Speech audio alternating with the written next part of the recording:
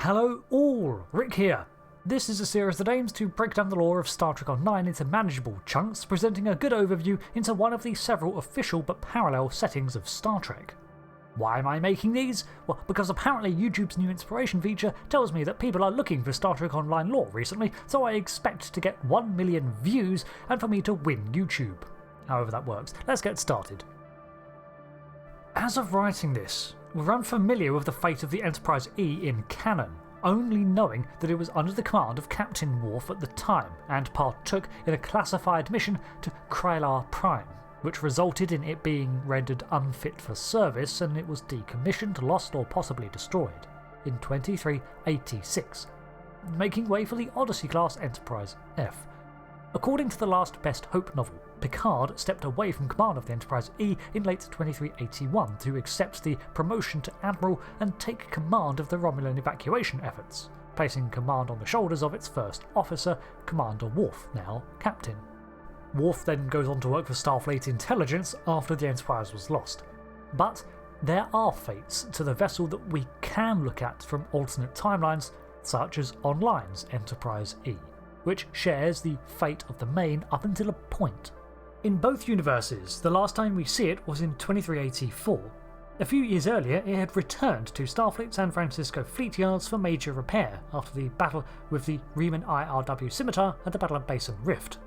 It had been towed there by the USS Hemingway, considering the structural damage rendered it unsafe to generate its own warp field. These extensive repairs came with the assignment to explore the Deneb system, and this is where things diverge.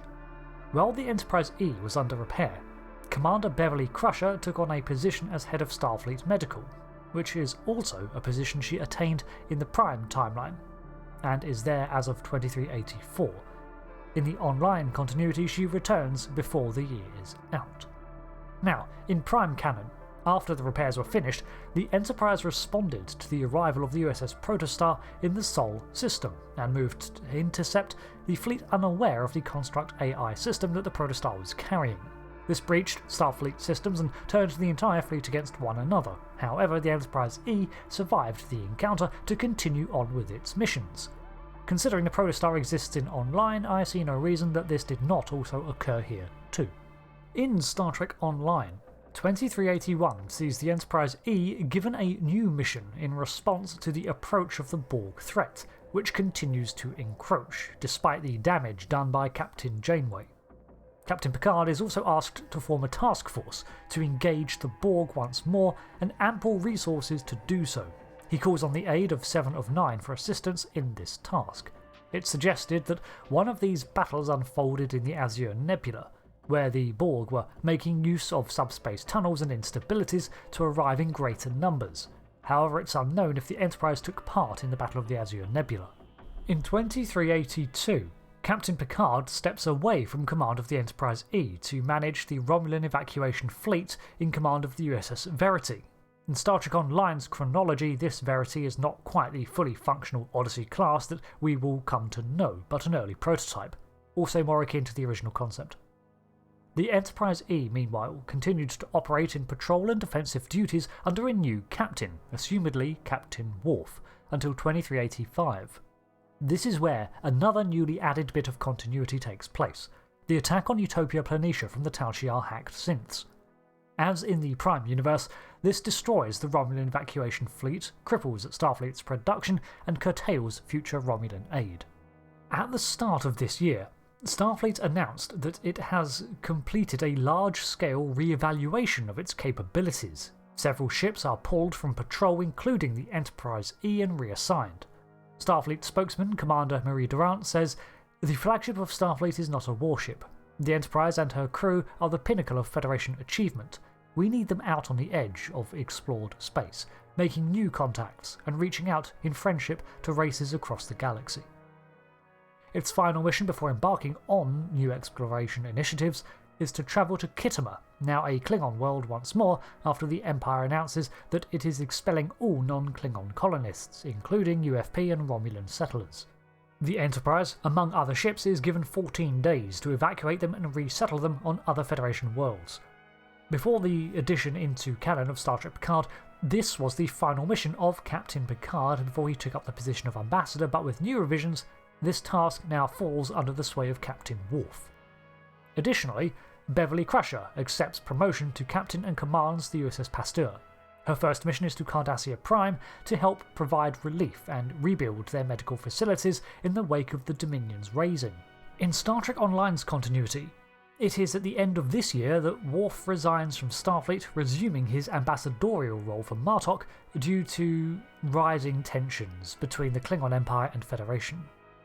The Sovereign-class Enterprise E itself is taken back to dock for refit and overhaul, a process that will now take around a year thanks to the loss of Utopia Planitia.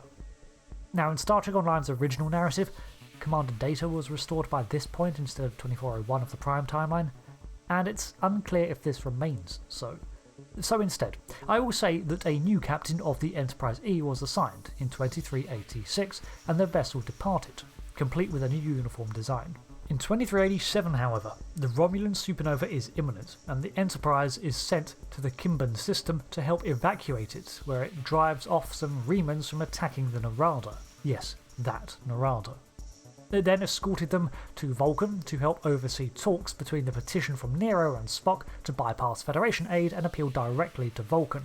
As we all know, this failed, and the Enterprise was indeed dispatched to intercept the Narada, which had begun its campaign of revenge. The Enterprise arrived in time to witness the loss of both Spock and the Narada.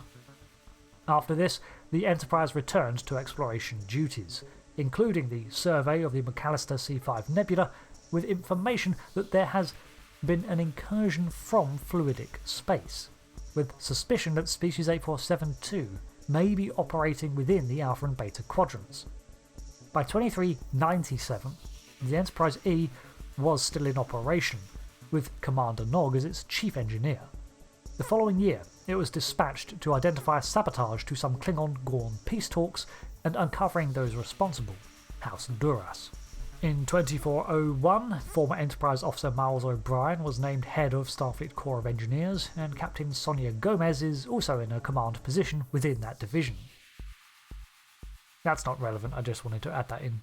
In 2409, Starbase 236 goes dark, and the Enterprise E is dispatched to investigate.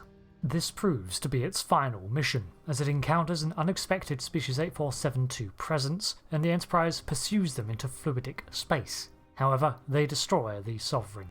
Most of the crew manage to evacuate, however, but it is a dreadful blow to the morale of Starfleet. A year later, however, a new Odyssey class is officially commissioned, and the Enterprise F enters service. While we don't know what happened to the Prime Universe Enterprise E, at least in one timeline, the Sovereign class saw several refits and upgrades to keep it serving, and it remained operational for 35 years.